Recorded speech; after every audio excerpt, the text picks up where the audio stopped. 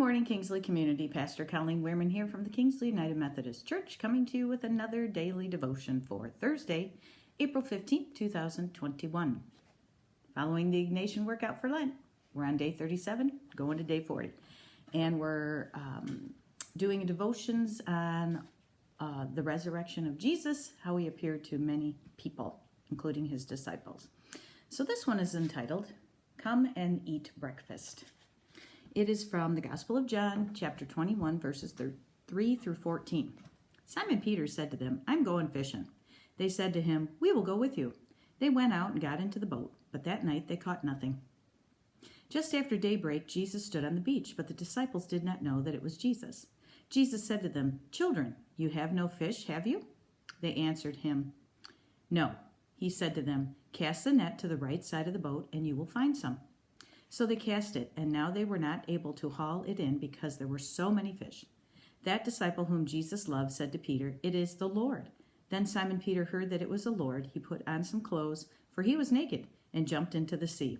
No idea why he was naked. Apparently it was hot. But the other disciples came in the boat, dragging the net full of fish, for they were not far from the land, only about 100 yards off. When they had gone ashore, they saw a charcoal fire there with fish on it and bread. Jesus said to them, Bring some of the fish that you have just caught. So Simon Peter went aboard and hauled the net ashore, full of large fish, 153 of them. And though there were so many, the net was not torn. Jesus said to them, Come and have breakfast. Now none of the disciples dared to ask him, Who are you? Because they knew it was the Lord. Jesus came and took the bread and gave it to them, and did the same with the fish. This was now the third time that Jesus appeared to the disciples after he was raised from the dead. So Tim writes, the disciples are unable to recognize Jesus the third time they met him after his resurrection. That's true. They've met him in the upper room twice. First time when he came in, the second time because Doubting Thomas wasn't there, and the third time now for breakfast, and they're still unable to recognize him.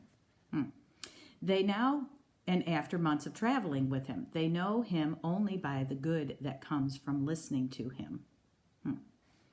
The story of this appearance by Jesus is a parable. The disciples work hard and yet yield nothing, similar to our own efforts to make the world better. It is only when they receive the words of Jesus that their efforts bear fruit. And it is strange fruit. Why doesn't he appear to them when they can feed the poor with their catch? Why doesn't he enable them to multiply loaves and fishes as he did on the mountainside?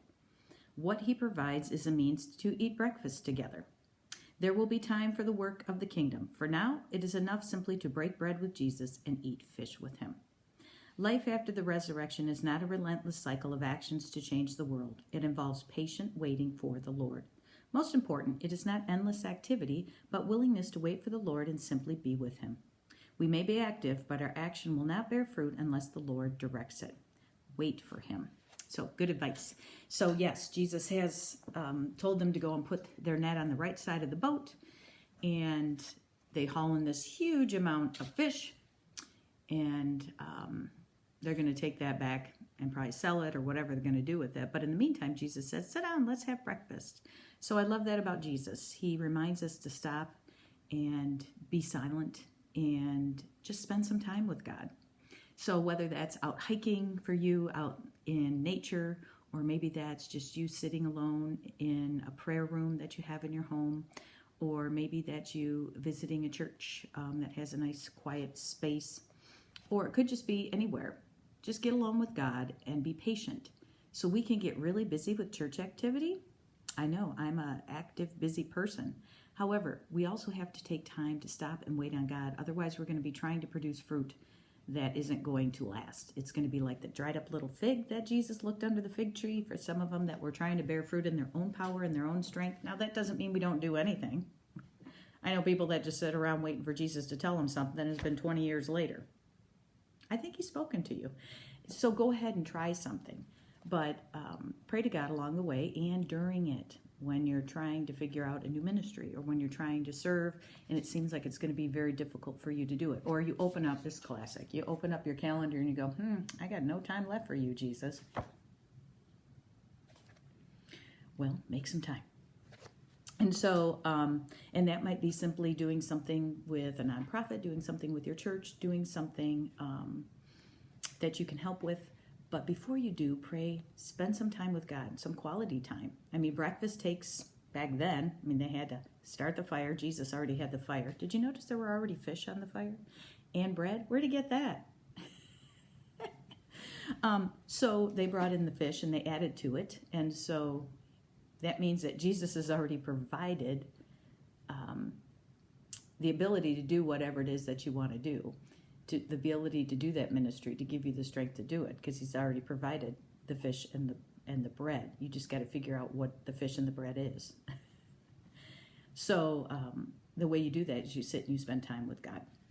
So breakfast probably took him about an hour. So spend an hour with God and today somewhere. So our prayer action is pause from what you're doing.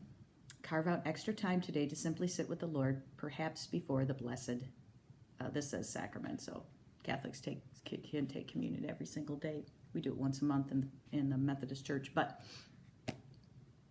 make sure that you spend time with God. Action, wait for the Lord, be strong, and let your heart take courage. Wait for the Lord. And boy, is waiting hard. But I don't know about you, but I think we've learned to wait pretty good, some of us. During this last year of the pandemic, we've learned to wait. Wait till we can, shop in the store again. Wait till we can, go out and see our friends. Kind of tired of waiting. But Jesus says, wait with me, pray with me. So if we spend more time doing that, he'll guide and direct us and provide for us to bear fruit that lasts, because it's different than providing fruit in your own strength. That fruit's never going to last, and we want eternal fruit. We want fruit that changes hearts and directs them to Jesus. So that's all I got today. So we've got 3 more days of this, and then I'm going to try this because I'm doing a sermon series on heaven, Randy Alcorn. And this is Biblical Answers to Common Questions About Heaven. So we're going to try that. That's not very long. See, it's really kind of little. So I'll see what we can get after that. Maybe we'll move into a book of the Bible, some random book like Jude or something like that. Maybe not. We'll see. I'll just check out some different devotions. If you have a devotion that you have seen and you'd like me to use, just go ahead and put it in the comments. Give me a link so I don't have to go search for it. My husband always wants me to order stuff, and then he puts it in the text, and there's no link to it. So I got to go and try to guess where he got it from. What's happening? Anyway, put the link in there so that I can go find it. And we will start a new devotion after we do Randy's questions about biblical answers to questions about heaven, which I think is good.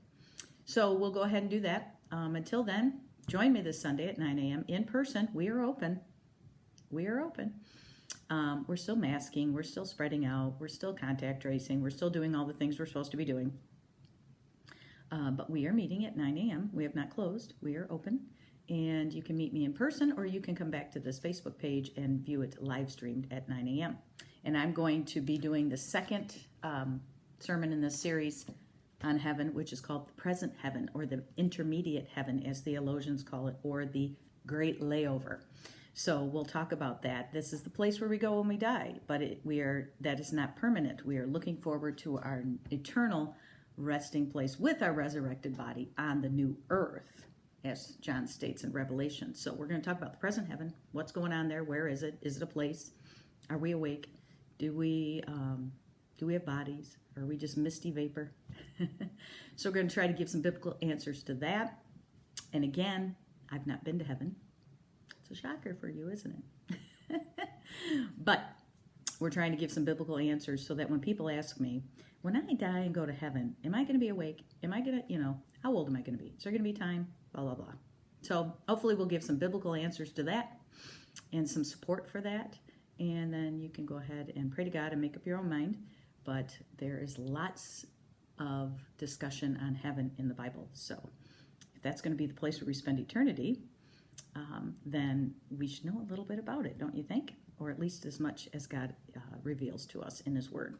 So join me at 9 a.m. this Sunday as we continue the discussion to get biblical answers to common questions about heaven. Otherwise, I will see you back here on Monday. Have a good day.